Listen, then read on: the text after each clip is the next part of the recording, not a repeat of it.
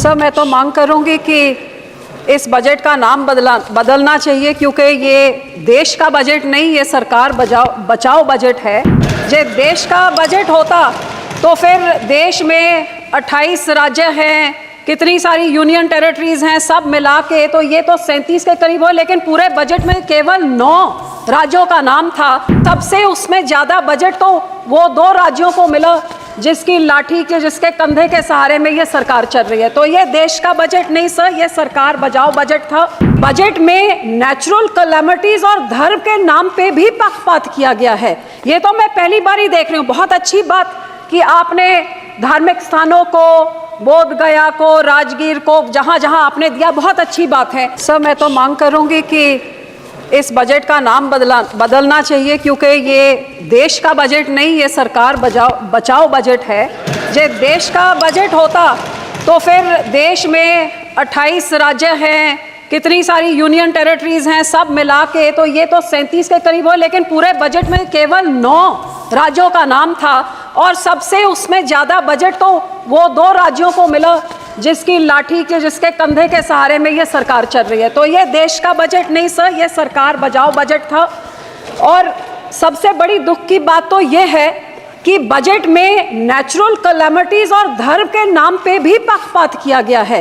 ये तो मैं पहली बार ही देख रही हूँ। बहुत अच्छी बात कि आपने धार्मिक स्थानों को, बोध गया को, राजगीर को, जहाँ जहाँ आपने दिया, बहुत अच्छी बात है। लेकिन जिस श्री दरबार साहब पे, अमृतसर साहब पे रोज 2 लाख लोग नतमस्तक होते हैं, उनको मुफ्त खाना मिलता है, सबसे बड़ा दुनिया भर, देश भर के लोग वहां पे जाते हैं और जहां पे सारा दिन सरबत के भले की अरदास होती है, उसका तो आपने नाम तक नहीं लिया। और फिर मैं नेचुरल कैलेमिटीज की बात करूं तो फ्लड रिलीफ आपने राज्यों को दिया, बहुत अच्छी बात। जैसे मेरे सहयोगी ने मेरे से पहले बोला कि ये जो पानी आता है हिमाचल को आपने दिया पैकेज, तो हिमाचल का पानी पंजाब में आके पंजाब को जब डुबो देता है और तबाही मचाता है, तो पंजाब को आप क्यों भूल जाते हैं? जब पानी डैम में भर जाता है तो आप डैम खोल देते हैं और हमारा पंजाब डुबा देते हैं। जब घग्गर रिवर का लेवल ऊपर हो जाता है तो चुपचुपीते 7 के राज्यों को बचाने के लिए बंद तोड़ देते हैं और हमारे गांव को डुबा देते हैं। तो जब बाढ़ आती है तो उनको आपने दिया पैकेज में, उसका आपको आभार प्रकट करती हूँ, लेकिन हमारे राज्य के साथ क्या दुश्मनी है? क्या पंजाब के जनता, पंजाब के लोग, पंजाब के किसान, पंजाब का इंफ्रास्ट्रक्चर सरकार को मैटर नहीं करता? और हैरानी की बात सर, जब बाढ़ आती है तो पंजाब सफर करे, जब पानी की कमी हो जाती है तो फिर कांग्रेस हो, आम आदमी हो, भाजपा हो, सारे इकट्ठे होकर षड्यंत्र खेले कि एसवाईएल की नहर बनाइए ताकि पंजाब का पानी दूसरे राज्य को जाइए।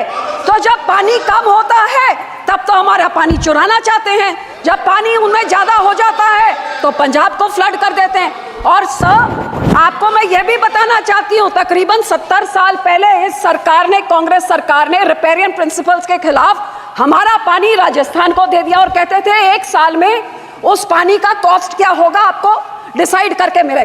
70 साल से आज तक डिसीजन नहीं हुए। तो जो पानी हमारा दूसरे राज्य को रिपेरियन प्रिंसिपल के अगेंस्ट जा रहा है, या उसको बंद किया जाए या हमें उसका पैसा दिया जाए, ये मैं आपसे आज मांग करती हूँ। सर, दूसरा मैं ये भी आपसे मांग करती हूँ कि सेंट्रल ग्राउंड वाटर जो कह रहा है कि पंजाब के सारे ब्लॉक्स क्रिटिकल हो गए हैं, हमारे ट्यूब में, हमारे वेल्स में पानी नीचे जा रहा है। आज की रिपोर्ट तो ये भी है कि टॉक्सिसिटी इतनी हाई है कि पीने लायक नहीं है। तो ये सर, हम लोग को तो मदद करनी चाहिए और इस पूरे बजट में मदद की बात दूर, हमारा नाम तक नहीं लिख गया। हमें डिमांड करती हूँ कि पंजाब को भी दिया जाए। दूसरी सर, मैं किसानों पे आना चाहती हूँ। 4 पिलर बोले थे, युवा, महिला, गरीब, किसान। किसानों को तो मैं बोलना नहीं चाहती, जो कितने किसान खुदकुशी कर चुके हैं, शहीद हो गए हैं, आज तक धरने में बैठे हुए हैं। लेकिन जो ये किसान हकी सरकार होती जो कहती थी 2022 तक हम किसान की आय दुगनी कर देंगे, तो मुझे इतना ही समझा दे कि 2022-23 में तो एग्रीकल्चर ग्रोथ 4.7 थी, तो फिर पिछले साल 1.4 क्यों रहेगी जिनकी पॉलिसीज इतनी अच्छी है? हकीकत यह है कि किसानों के ये दुश्मन हैं, किसानों के हिमैती नहीं हैं। आज हर एक तरह से महंगाई की मार देखिए। आज जो 8 साल पहले 40 किलो का बीज का एक बैग होता था, वो 800 से 1200 होता था, 2000 हो गया। डीएपी 3 गुना बढ़ गई कीमत, पोटैश 900 से 1700, जो लेबर का कॉस्ट होता था वो भी 3 गुना हो गया। जो हार्वेस्टिंग के लिए होता था वो भी 3 गुना हो गया। जो मशीनरी की रेंटल होती थी, डीजल आपने 47 से 90 कर दिया, तो वो आप सोच ले कहां तक। सो जहां किसान को रिलीफ देनी थी उसमें रिलीफ क्या दी, मनरेगा में 0 इंक्रीज। लोग सोचते थे आप बढ़ाएंगे, अमाउंट बढ़ाएंगे, दिन बढ़ाएंगे, 0। क्रॉप इंश्योरेंस क्रीप को -2.6% उसके अमाउंट में कटौती करी। यूरिया सब्सिडी में -7.4 की कटौती। न्यूट्रिएंट बेस्ड सब्सिडी में -25% कटौती। गरीब कल्याण योजना का बजट 3.3% घटा दिया। किसान सम्मान निधि का 10% घटा दिया। 18 से 22 तक जितने फार्मर्स कवर्ड अंडर पीए फसल बीमा योजना या सबका 8-9% उनका कट गया। और पंजाब की जब मैं बात करूं तो पंजाब की बेनिफिशियरी जो पीएम किसान निधि में थे और आवास योजना 2018 से घटते ही जा रहे हैं सर।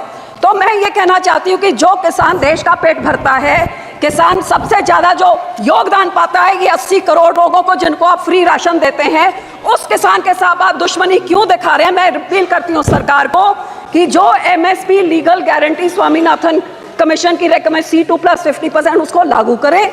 मैं ये भी बेनती करती हूँ, सजेशन सब 2-4 सजेशन देती हूँ कि जब तक आप नहीं करते कम से कम भावांतर स्कीम लाइए जिसकी एमएसपी पे नहीं बिक रही हो, मिडल जो बीच का रह जाता है वो दे।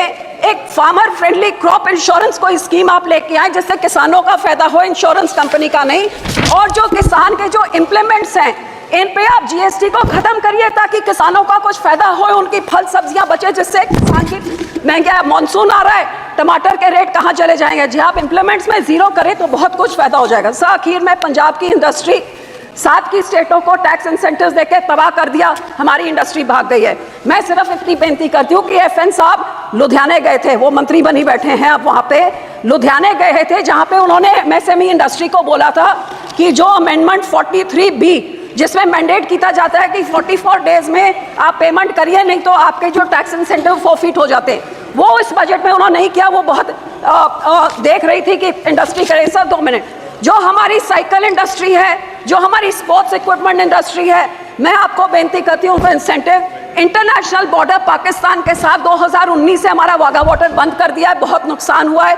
ये बॉर्डर खोला जाए और हमारे राज्य को कोई टैक्स इंसेंटिव्स दिए जाए, साइकिल इंडस्ट्री को, स्पोर्ट इंडस्ट्री को बॉर्डर खोल के, ताकि हमारे इधर का व्यापार बढ़े और नौकरियां भी बढ़े। आखिर में सर मैं सिर्फ आपको यही कहना चाहूँगी, ये कांग्रेस पार्टी और आम आदमी पार्टी ने 10 सालों में पंजाब के खजाने को लूट के तबाह कर दिया है। हमारा यहाँ पे इतना ज़्यादा करोड़ 3.4 लाख करोड़ का कर्जा एक छोटे से राज्य पे चढ़ गया। GSDP रेशो 49% हो गया है। तो सर आप इनको सजा देने के लिए आप RDF रोक देते हैं, हेल्थ मिशन का रोक देते हैं, पर पंजाब के लोगों का क्या कसूर है। मैं आपको बेनती करती हूँ, जो हमारा पैसा है वो आप पैसा आप दीजिए। अनएम्प्लॉयमेंट रेट जो देश में उसका दुगना है, ड्रग अब्यूज से हमारा राज्य जूझ रहा है। और पंजाब में औरतों का तो ये हाल है कि कुपोषण वो भी बढ़ गया है, अनीमा भी बढ़ गया है। और आंगनवाड़ी के जो राशन मिलता है गरीब बच्चियों के लिए, लैक्टेटिंग मदर्स, प्रेग्नेंट मदर्स और बच्चों के लिए, वो इनकी सरकार ने, आम आदमी की जो सरकार वहां पे है, वो वेरका मिल्कफेड प्राइवेट आधारों से लेके प्राइवेट कॉन्ट्रैक्टर्स को देके सब स्टैंडर्ड चीजें लोगों को देके करोड़ों का घपला हो रहा है। तो सर पैसे ना रोकिए, इनको पिनलाइज करिए ताकि लोगों को उतना हक मिले। और सर आखिर में मैं यही कहूंगी कि सबसे highest population 32% SC population Punjab में है सर। सबसे बड़ा ग्रैनरी को योगदान पंजाब देता है। फ्रीडम स्ट्रगल में सबसे बड़ा योगदान हमने दिया। इस राज्य के मांगों को पूरी करके हमारे किसानों को हमारे चंडीगढ़ की राजधानी हमें दीजिए, हमारा पानी दूसरे राज्यों को जो आ रहा है उसको रोक के उसकी रॉयल्टी हमें दीजिए, नहीं तो वो सारे फैसले रिवोक करके हमारा पानी पंजाब पे रखिए। धन्यवाद जी, धन्यवाद करती हूँ, शुक्रिया।